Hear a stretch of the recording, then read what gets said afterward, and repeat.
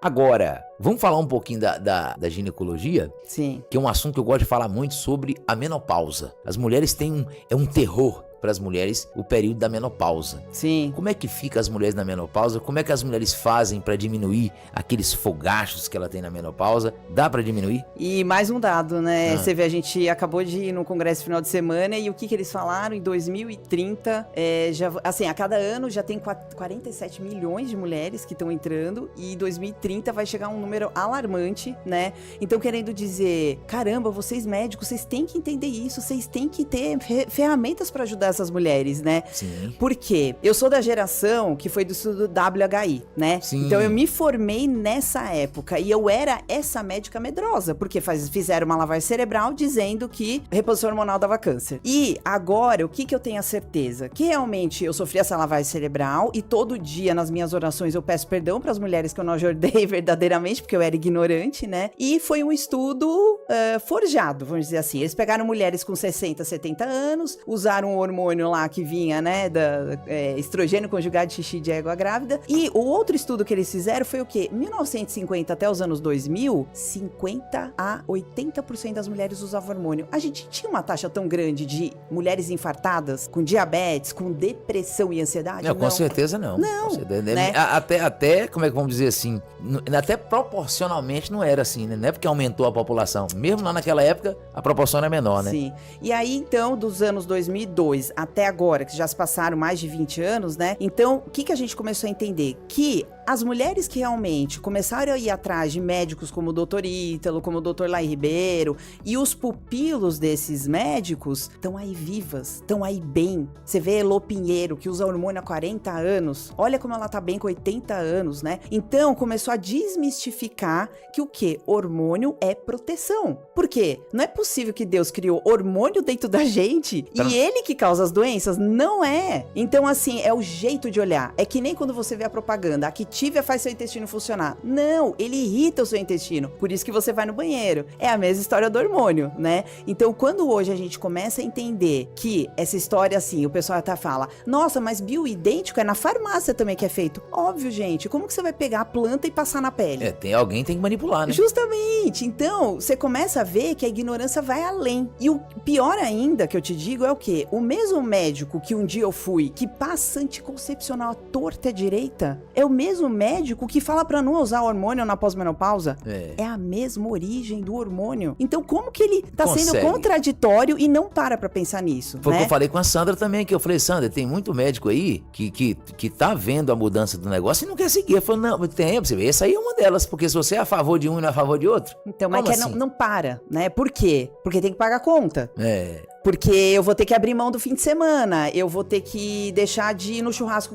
Eu abri mão de muitas coisas pra chegar no que eu tô hoje. Sim. E eu não me arrependo de jeito nenhum, porque eu queria ser essa pessoa realizada, né? E aí, voltando pra essa parte, o que acontece? Então, quando chegam as mulheres pra mim, e eu tenho muitas pacientes que tiveram câncer de mama, e chegam falando, doutora, eu não aguento mais ter secura vaginal, eu não aguento mais não ter tesão na vida, não é só tesão com meu marido, né? Geral, né? Geral. E tem um estudo que foi feito, tem vários, tá? Mas tem um que ficou bem assim gritante, que foi o quê? Foi feito na década de 50, usaram os pellets, que são os implantes absorvíveis, são os americanos, que demoraram pra chegar no Brasil, né? O Dr. Elzimar Coutinho, um baiano disruptivo, criou um implante que dura um ano, que é de silicone, né? E ele salvou muitas vidas por esse ato dele, no mundo inteiro endeusam ele. Aqui falam mal. Olha que horror, né? Então por isso que no Brasil não tem prêmio Nobel, né? Porque o brasileiro fala mal do próprio brasileiro. É uma seara, se a gente entrar aqui, pipoca, porque o Brasil é complicado, nesse quesito.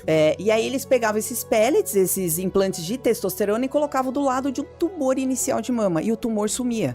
Em 2003, nessa mesma época dessa história do WHI, fizeram esse estudo, e também com um número bem maior de mulheres, e o tumor sumia. Só que foi jogado para escanteio. A indústria grande, né, a Big Pharma, né, ela não quis saber. Por quê? Se eu ajudo a mulher a ficar bem, ela vai comprar antidepressivo? Não, é impossível, Não vai. Então é isso. Que eu sou contra a indústria farmacêutica, a penicilina foi uma das maiores descobertas, fez a gente, né, ter sobrevida, tudo, mas o jeito que a gente maneja isso, né? Exatamente. Beleza, voltando então. E aí eu comecei a entender, eu que era muito medrosa, né, comecei a estudar. Então, eu fiz uns 10 cursos dessa parte de hormônio pra ter segurança, porque eu não ia passar alguma coisa pra minha mãe, pro meu pai, que pudesse colocar em risco a vida deles. Prejudicar eles, né? Justamente. Então, assim, o que eu vejo agora da minha experiência e do que eu vejo, por exemplo, o Dr. Gustavo Vilela, que é um oncologista da Integrativa, o que ele fala? Durante o tratamento do câncer de mama, você não vai entrar com hormônio, né?